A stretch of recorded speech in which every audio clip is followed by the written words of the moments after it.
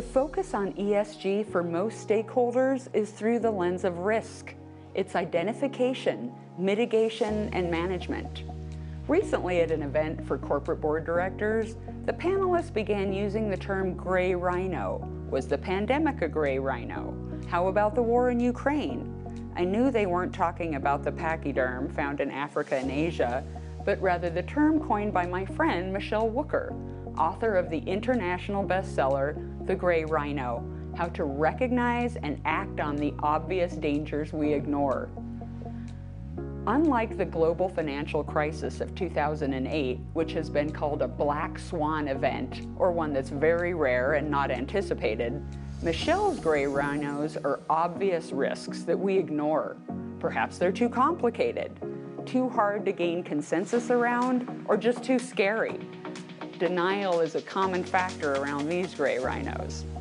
For today's episode, I'm excited to welcome Michele Wucker, strategist, speaker, and best-selling author. She's been a think tank and media executive and is the author of 4 books, including You Are What You Risk, The New Art and Science of Navigating an Uncertain World.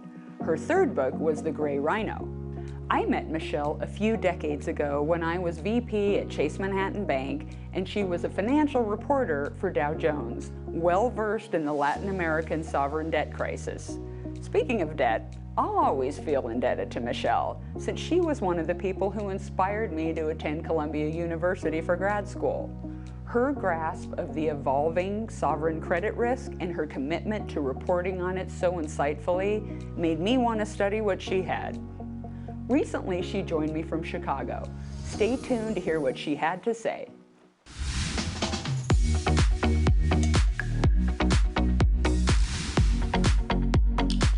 Inside ESG is a timely new production which takes you inside the work of practitioners on the ground, chief risk officers, market analysts, cybersecurity experts, and founders of game-changing startups. We'll talk with specialists in every corner of the globe, across industries and issues, dropping into Argentina to hear about lithium mining, Central Asia for a view of China's Belt and Road Initiative, and West Africa for a perspective on climate risk, among other stops. Welcome, Michele. As I mentioned, board directors are talking about risks as gray rhinos. Given their oversight role in risk management, how are you seeing the gray rhino concept put into practice in boardrooms around the world? Well, it's taken on all sorts of meanings of its own and applications of its own. The central part of the concept is that we need to take a fresh look at the things that are right in front of us and be brutally honest about our responses and what we're doing and how well those responses are working. So boardrooms are using this in dealing with cybersecurity, particularly in global, geo-macro, political, and economic issues, technological change, digital disruption. I get a lot of questions about AI recently, as you can imagine. And I'm hoping that more and more boards are using it to look at this meta gray rhino, this sort of structural gray rhino of how they make decisions, whether they have a diversity of perspectives, whether they have a demographic and other diversity that helps to connect with the perspectives of their various stakeholders. And really, it's a better way than talking about what black swans can we see in front of us, because of course, by definition, you can't see the black swan in front of you. You can see it behind you. And so really, I'm hoping that more and more people use the gray rhino concept to look forward at the risks and opportunities and dangers ahead of them. Now, with tightening monetary policy and subsequent bank failures, I can't help but think about your extensive work in analyzing financial crises and how they could be averted. Did you see gray rhinos roaming around our banking system governance before these events? Oh man. Well, I talked a lot in before times, before the pandemic. I talked a lot about concerns about what was then already a decade of very loose monetary policy and the asset bubbles that resulted, whether in real estate or financial markets and risk taking in general, a bubble in risk taking. In fact, I remember during the pandemic, people talking about being drunk on risk. And of course, the pandemic took that already too large monetary expansion and supercharged it. So it's something I've been quite worried about. And of course, the Fed in 2022 finally started ratcheting that back. And lots of banks, lots of the smartest people on Wall Street and elsewhere following markets around the world have also been talking about that for quite some time. And we're not quite through it, of course. We've seen a lot of bank instability in the last few months, and people are now worried as we see deposits going from smaller banks to bigger banks that are supposedly safer, but that's adding to a too big to fail problem. And it's also hurting some of the benefits that the smaller and regional banks provide, which is in the know your customer area. They can judge credit and creditworthiness and customer risk in a way that the bigger banks just can't do. So it's also sort of a structural meta, Rhino, that if we lose too many of the smaller banks during the next round of turbulence from monetary tightening, there are also going to be some knock-on effects there. So yes, lots of people have seen the monetary tightening coming and the potential impact on banks. Nobody probably predicted from the outside that this exactly is where it's going to, where the rubber's going to hit the road. But that's not the point of gray rhinos. You may not know exactly where the consequences are going to hit, but there's something big happening, and that somebody somewhere is going to get trampled, and you don't have to wait for exact precision to do something about it. And of course, some of the banks that have had troubles were not paying enough attention to the risks that they were aware of. They were talking about. You see the report from Silicon Valley Bank that their risk committee had met many, many, many more times than usual. The Fed's report on its own involvement mentioned lots of warnings, although they clearly didn't understand the full scope of it. And we're seeing now a lot of attention from the outside to some of the accounting measures and standards that made it easier to look away from the banking impact of the monetary tightening, Gray Rhino. Now, in your advisory work, what are some of the most successful responses to gray rhino risks that you've seen, particularly concerning sustainable development? Well, I think sustainable development itself, anyone in that industry, anyone involved with it, is a fantastic gray rhino wrangler, because they've seen something coming and their whole work is around addressing that problem. But I hear all the time from people, I get most excited actually about the little stories. The banker who had made a loan and was feeling a little nervous about it. This was in China. She got the borrower to pay the loan back early, and a few months later, they went bankrupt. And I hear all the time, for example, in climate change and climate risk pricing, a lot of concern over, are we getting risk pricing right?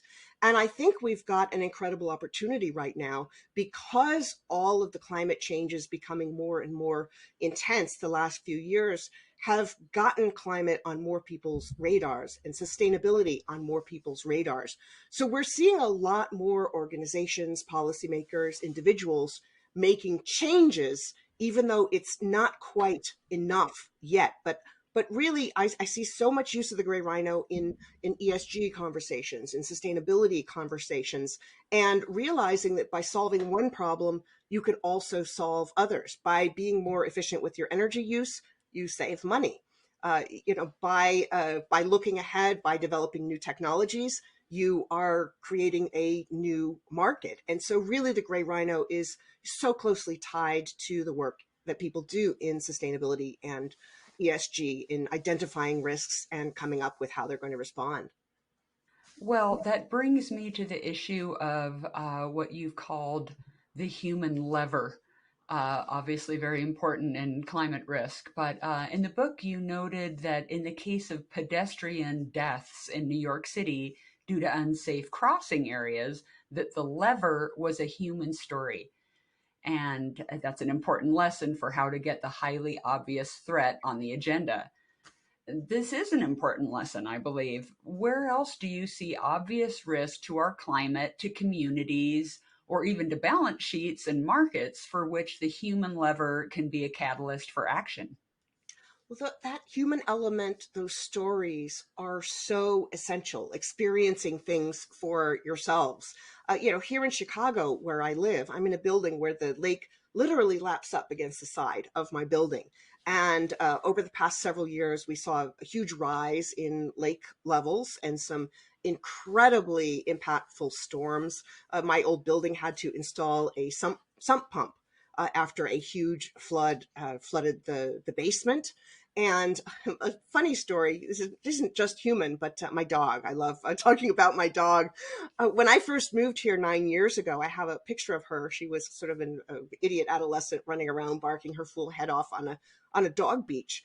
And that beach is now under 20-25 feet of water.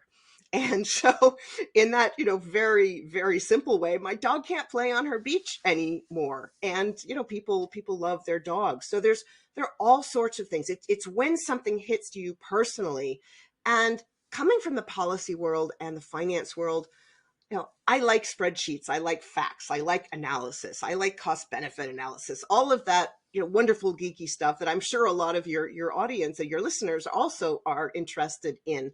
But I realize that none of that is worth anything unless you get people to connect with their hearts, to feel an emotional connection. And that's actually part of why I created the Gray Rhino concept. I've spoken a number of times to big rooms and have a picture of a rhino, a video of a rhino coming at them, and I feel the whole room gasp. And that's the kind of emotional reaction that I'm hoping the concept can help to reinforce, to really build on that human connection and help people to feel that together and to come together to resolve some of the obvious dangers that are coming their way. You've also written extensively about the governance imperative in terms of decision making and value creation. And in Gray Rhino, you quoted a corporate executive saying, when you're a chief risk officer, you're being second guessed a lot because you're taking a negative look. I'm sure that statement resonates with risk and compliance officers everywhere. And in your role on the faculty of the Directors and Chief Risk Officers Institute, what advice do you have for these professionals as they try to communicate risks? Well, it goes to risk being not just negative or not just the opportunity to make a lot of money, but a balance. A DCROI is all about value creation and what we call the positive governance of risk, which means that if you are not avoiding certain risks, then obviously you're going to lose value. But if you are not prepared to take some of the good risks in front of you, then you are also missing an opportunity to create value. And I often ask people when I start workshops, how do you define risk? And this, of course, will spoil it for anyone who does the workshops. But at the beginning, I get a very interesting mix depending on the crowd, depending on the industry, the mix of people. How do you define risk? And some people will come out with a lot of very dangerous words, danger, peril, potential for loss. And other people say, oh, gain, adventure, gamble, challenge. And the truth is, it's a mix of both. And in governing risk, the most important thing is to understand the balance between that loss and gain and how to not be afraid of either one. Something we don't recognize enough is that people often don't want to take a risk like education or entrepreneurship because they're afraid of handling the possibility of succeeding as much as they're afraid of the possibility of failing. So risk is much more complicated than just numbers, as we were speaking about a minute ago. It's emotion, it's the human connection, it's the ability to deal with uncertainty, to make decisions amidst uncertainty, and to make sure that you are seizing positive opportunities as well as being aware of and averting dangers. And in fact, you encourage decision makers to account properly for costs, savings, and investments to include a costs avoided line item. That seems like a compelling cure for near-termism. Could it be? Absolutely. Well, we saw about 10 years ago this big resurgence in work around resilience. And I've seen a number of estimates of investments in resilience, I think more in the public policy level of $1 invested in prevention yields between 4 and 12 or so dollars in avoided costs, depending on who you ask. And resources are such an important part of Gray Rhino strategy. When you ask people, okay, why aren't you dealing with the problem? They say, oh, we don't have the resources for this. So like, in bridges, which every year civil engineers come out and say these are about to fall down, and the cost to everyone, to the people who use the bridge, to businesses, to, God forbid, the people who lose their lives, is way higher if you wait to deal with the problem instead of dealing with it ahead of time. So you want to break this negative cycle whereby you don't deal with something, so then you get more costs, which makes it harder to deal with the next thing coming down the road. And so I think in budgeting, you put a set amount in your budget for reducing future costs. When you're doing your scenario planning, make sure that you're looking at the costs of not doing something as well as the costs of doing it. In climate areas, estimates of how much it will quote unquote cost to do the net zero transition only some of the time also factor in the avoided costs. And so you'll see a huge difference if you are looking at the savings in energy, the savings in destruction from extreme weather, things like that. You have to factor those against the costs. And when you do that, you come up with numbers that are actually much more manageable, because one of the reasons people don't deal with a gray rhino is that they look at the numbers they think are required to fix it, and they forget to add in or to subtract out of that the avoided costs. And when something seems so big, people just throw up their hands. That we see learned helplessness. And by making a problem appear more manageable, when it's actually closer to reality that it is more manageable, you get more people to step forward and deal with climate gray rhinos and other gray rhinos in front of us. Exactly.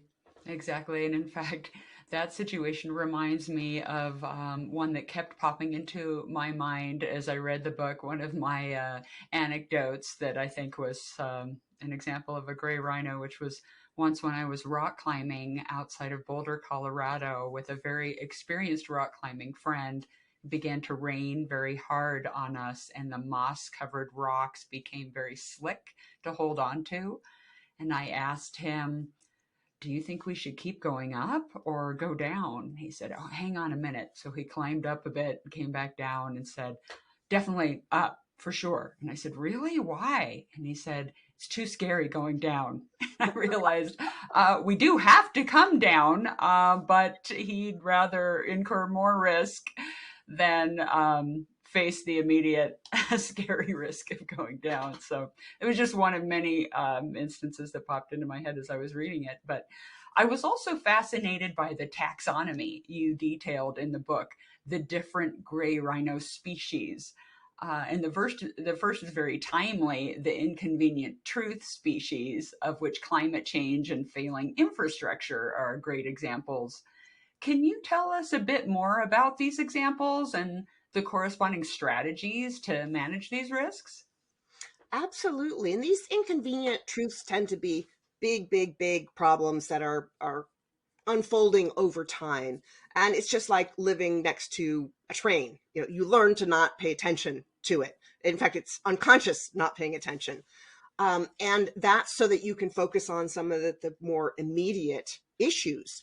And so that's where some of the human element strategies that we just talked about came in, getting people to understand that that it's not so far away, that it's not an abstract issue, to make sure that it's at hand. I think it's also being aware of something called solution aversion.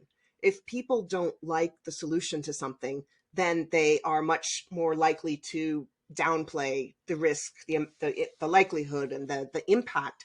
And so one other strategy is to break things down into little pieces, just like a regular project manager might do. When you break something down into little manageable pieces, this is what I can do. This is what I can ask my company to do. This is what I can ask my my local officials, elected representatives to do. And take it one bite at a time. That makes it much more manageable, gives people much more of a sense of agency in dealing with whatever the inconvenient truth is.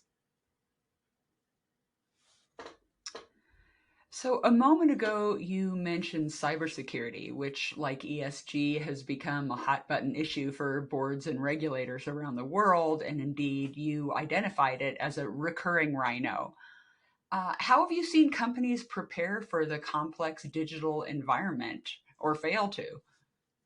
Well, it's interesting. You've probably heard that quip about, half of companies have experienced a cyber attack and the other half don't know they've experienced a cyber attack, something like that.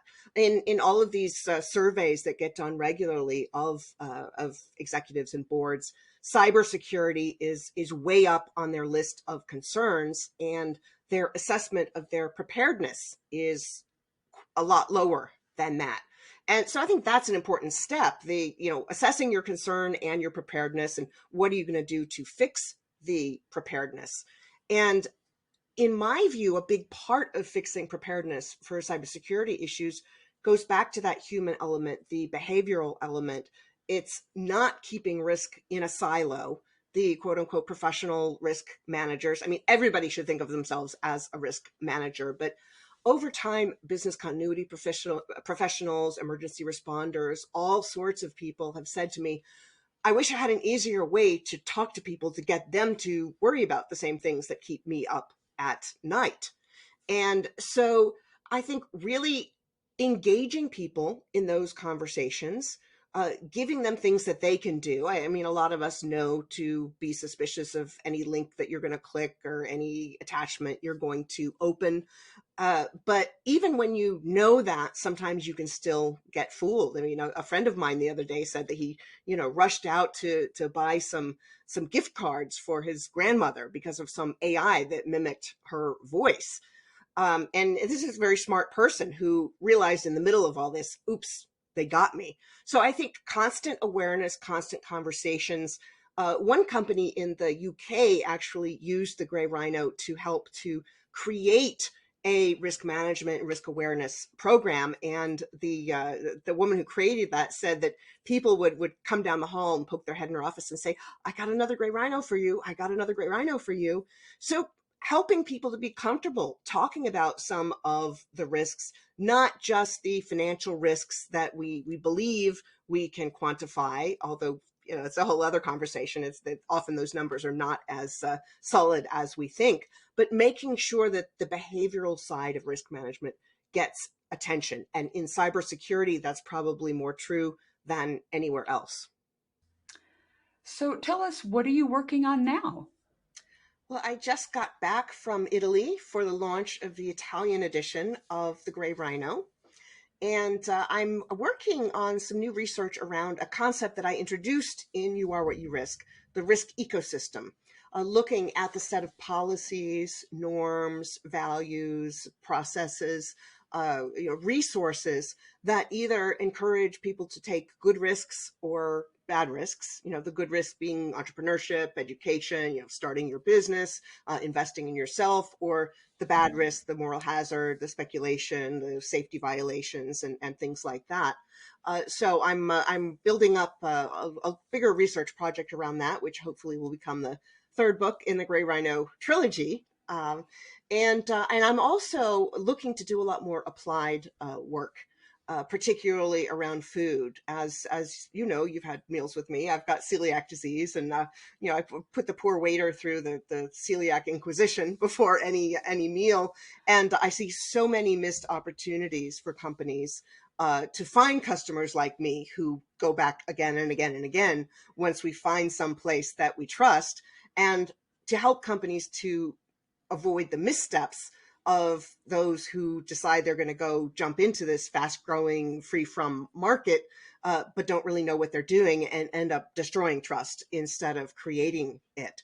And really looking at the changes that climate, geopolitics, and other things are creating for food, for agriculture, and how those things are all changing. So I'm looking to do a lot more applied work, hopefully a little bit less gallivanting around the world and more keeping my feet on the ground. But thank you for asking, because I'm really excited about the next stage, really building on all the Gray Rhino work. Well, it sounds very exciting, and I'm sure I will enjoy the third book in the trilogy as much as I did both Gray Rhino and You Are What You Risk. So thank you very much for joining me today, Michele, and I look forward to our next conversation. Thank you. It's been great talking. Thanks for joining us today. To make sure you don't miss out on our next episode, subscribe to the Inside ESG podcast on Spotify or any podcast platform, the YouTube channel, the LinkedIn newsletter, and our mailing list on InsideESG.com. See you next time.